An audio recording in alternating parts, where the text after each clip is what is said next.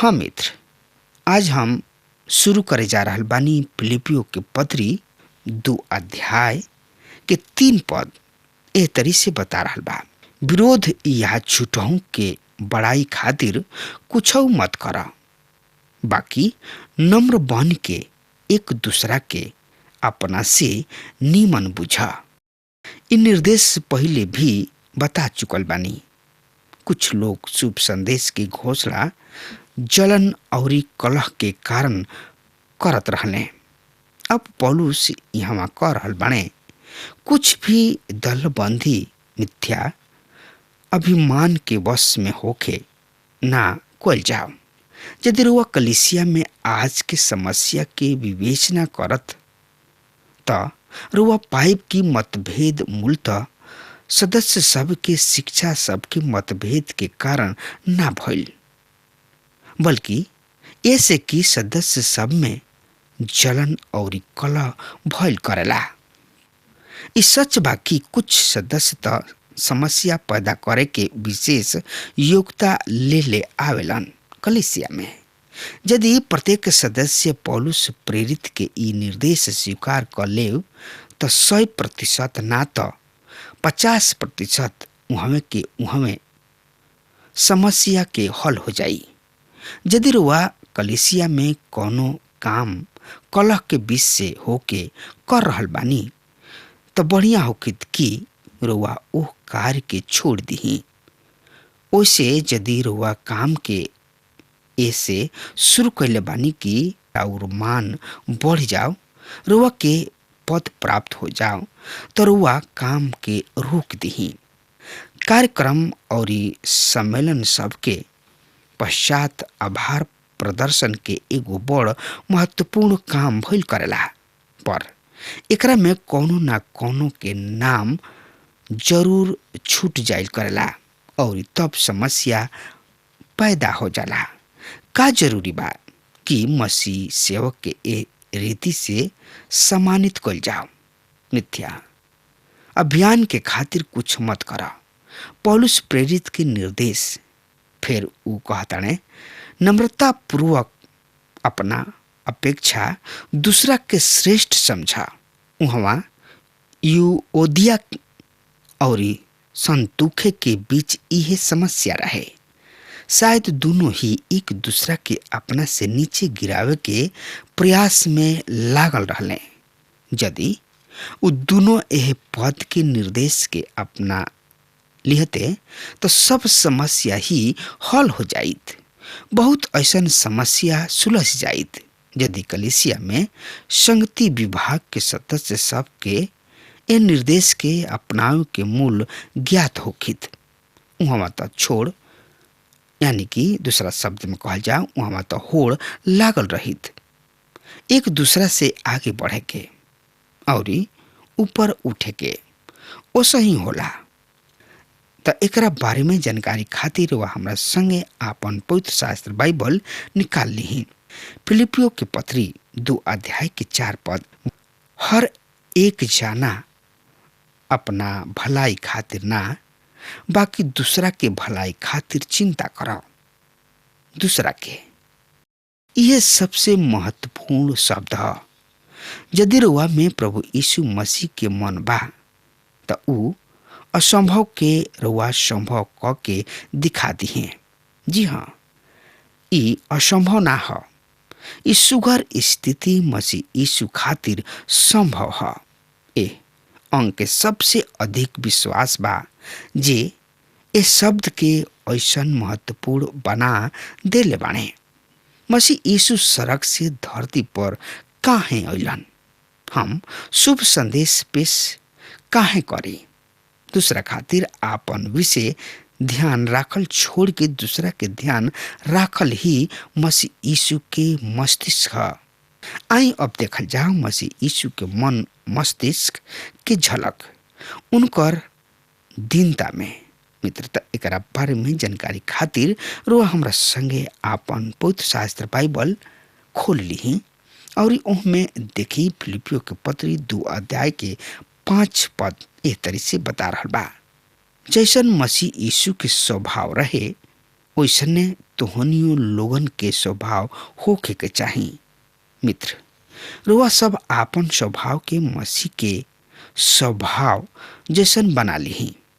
दूसरा शब्द में कहल जाए दीनता ई है। रुआ और हम दिन हो ही नहीं जा सकत। ई तत्व हमरा में ही ना, ये हमनी के संरचना में है ये नहीं। हम तो हरदम ही आत्मनिर्भर होके चाही न जा और अपना ही बात के सुनल चाही न जा।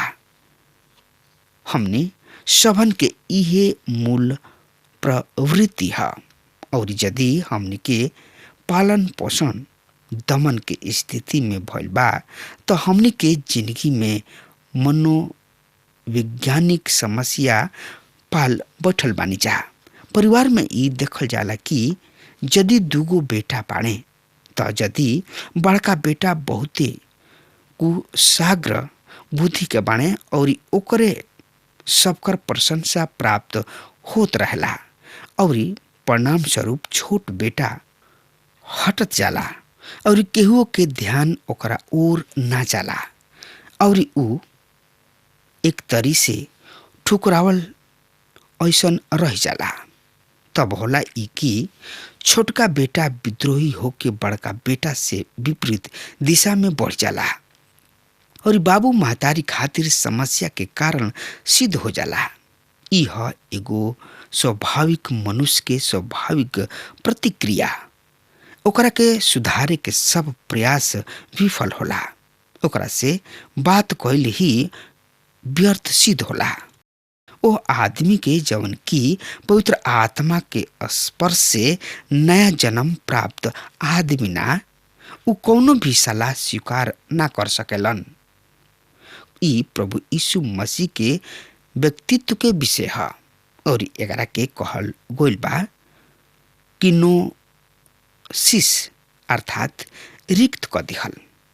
ई अंश साफ करत ही मसीह यीशु खुद के आपन दिव्यता परमेश्वर तत्व से शून्य या रिक्त ना क देले रहन। एकरा में मसीह यीशु दीनता के साथ कदम उठौले रहन। काश इनकर विशालता के वर्णन करे के शब्द या क्षमता हमने किने होला। काश हमरा ई बोध हो सकित कि मसीह यीशु कतना ऊंचा बाणे और ऊ कतना नीचे उतरे गइल रहन। महिमा प्रकाश वर्ष के दूरी भी वो दूरी के तुलना में कुछ नहीं खे जवन सेवकाई से ऊ उतर आयल रहन। यहाँ हम नीचे के ओर आवत 7 गो सीढ़ी के देख सकतानी और फिर ऊपर के ओर 7 सीढ़ी भी। सबसे पहला दीनता में मसीह यीशु के मन, तब देखतानी परमेश्वर के मन। ई पिता परमेश्वर के मन मस्तिष्क रहे जहाँ मसीह यीशु के उच्चतम समान देवे के विचार पैदा भइल रहे। शायद रउआ इच्छुक बानी ज्ञात करे खातिर कि रउआ परमेश्वर की इच्छा के केंद्र में कैसे हो सकतानी। हमार इहे विश्वास बा कि पिता परमेश्वर हमनी में से हर एगो से इहे अपेक्षा बा कि हमनी सबके उनका प्रिय बेटा प्रभु यीशु मसीह के नाम के ऊंचा उठाई जा। हमनी के जहाँ कतही बानी जा, चाहे जौना कार्य में शामिल बानी जा, यानी कि काम धाम कर रहल बानी जा, हमनी के एकमात्र कर्तव्य बा कि मसीह यीशु के सर्वोच्च स्थान पर स्थापित कइल। ए परम उद्देश्य में हमनी के पिता परमेश्वर के साथ एक मन हो गइल। मसीह यीशु के ऊंचा उठावे में नीचे उतरे के पहला सीढ़ी रहे। मसीह यीशु के स्वर्गिक महिमा के छोड़ दिहलन। बड़ा ही गहरा रहे ई पहल की सीढ़ी। ऊ नीचे नीचे नीचे उतर अइलन कि पृथ्वी पर पहुंच सकस, हमनी तक पहुंच सकस। आई नम्र पूर्वक ई स्वीकार करी जा कि इनकर वास्तविकता के था लिहल ए सीमित मानव बुद्धि के क्षमता के बहरी के बात बा। ई गहरा आत्मिक सत्य मानव बुद्धि के खातिर असंभव है। ई मात्र यानी कि केवल भौतिक दूरी ना रहे, एकरा में और भी बहुत कुछ निहित बा जौन की हमने के आगे आगे देखेंगे। पद 6 यही अध्याय के एह तरी से बता रहा बा, जे परमेश्वर के स्वरूप होखला पर भी परमेश्वर बराबर होके के आपन अधिकार ना बुझेलन। मसीह यीशु सही में परमेश्वर रहन और उनका पूरा पूरा अधिकार रहे कि वो परमेश्वर के बराबरी करस। स्वर्ग में वो समय ऐसन भी ना भइल रहे कि मसीह यीशु पिता परमेश्वर से अपना मन के बात इस शब्द में कहले रहन, पिताजी एगो बात कहे चाहतानी, अब तो हम 33.5 बरिस के खातिर यहाँ से जा रहल बानी, तू हमरा ए स्थान के ए पद के रक्षा करत रही है। हम लौट के अपना यही स्थान पर आवे चाहब। उ पद उनकर रहे, उ परमेश्वर रहन और अभी भी बाणे और ये भी समझ ली कि मसीह यीशु स्वर्ग अनिच्छा पूर्वक ना छोड़ले रहन। उ कबहुओ ना कहलन कि हम एक काम के खातिर राजा ना होती और ना कोनो और के भेज देती। माइकल ठीक होखते एकरा खातिर बढ़िया नेखे हो रहल कि स्वर्ग छोड़ के ओह गंदगी में जाई। ई सहर्ष सड़क से धरती पर उतर अइले। इब्रानियों के पत्री के लेखक एकरा के ए शब्द में स्पष्ट करता, मसीह यीशु हमनी के विश्वास के प्रवर्तक हमें और उनका के पूर्णता तक पहुंचावताणे। उ भविष्य में प्राप्त होखे वाला आनंद खातिर क्रूस के कष्ट स्वीकार कइलन और ओकरा कलंक के कोनो चिंता ना कइलन कि उ पृथ्वी पर सहर्ष आ गइले और आवत आवत उ कुछ छोड़ ना दिले जेकरा के उ जकड़ल रहल रहे चाहत रहन, बिना कोनो अनिच्छा के, बिना कोनो शर्त रखले, बिना कोनो निर्देश दिले उ सहर्ष पिता के इच्छा के पूरा करे में सड़क से ए पृथ्वी पर उतर अइले। आई उनका साथ उतरी जा दूसर की सीढ़ी के। फिर भी मनुष्य सबके समान बन के अपना आप के दिन बना दिले और मानव स्वरूप धारण कइलन, दिनहीन बना दिले। एक वास्तविक अर्थ कि मसीह यीशु खुद के पूर्णतः रिक्त कर दिले, अपना आप की शून्य कर दिले। फिर भी पवित्र शास्त्र के यह अत्यंत महत्वपूर्ण सिद्धांत यही सब कीनों से ही भइल बा। मसीह यीशु अपना आप के खाली कर दिले, पर सबसे बड़ सवाल बा, ठीक बा खाली कइलन पर कौना चीज से?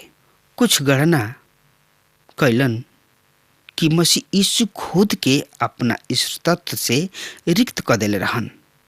आरंभिक कलीसिया के समय नास्तिक सब एह वक्तव्य के भरपूर लाभ उठौले। एह मिथ्या शिक्षा के प्रसार में और उ आपन एह अशुद्ध त्रुटिपूर्ण शिक्षा से मसीह यीशु के उनका ईश्वर तत्व में विभुक्त कह के पेश कैलन, जौन की सत्य ना रहे, वास्तविकता ना रहे। ई शिक्षक सिखावत रहन कि मसीह यीशु सड़क से अइलन और उहाँ में आपन ईश्वर तत्व के छोड़ी अइलन, पर उनका बपतिस्मा के समय उनका में ईश्वर तत्व प्रवेश कैले और उनका क्रूसित होके के समय उनकर साथ छोड़ के चल गइलन। ए सिद्धांतिक के पुष्टि पवित्र शास्त्र में कतही नइखे कइल गइल। प्रभु यीशु मसीह प्रभु रहन और उहे यीशु रहन। जौन कुछ भी रुआ समझी, लेकिन प्रभु प्रभु हमें उनका से बढ़ के केहू ना हो। उहे पिता परमेश्वर हमें, उहे यीशु हमें, उहे मुक्तिदाता हमें, उहे उद्धार करता हमें। मित्र, अब हमार समय खत्म हो रहा बा। वह हमरा के आज्ञा दी। परमेश्वर रुआ के बहुत ही आशीष देस। आमीन।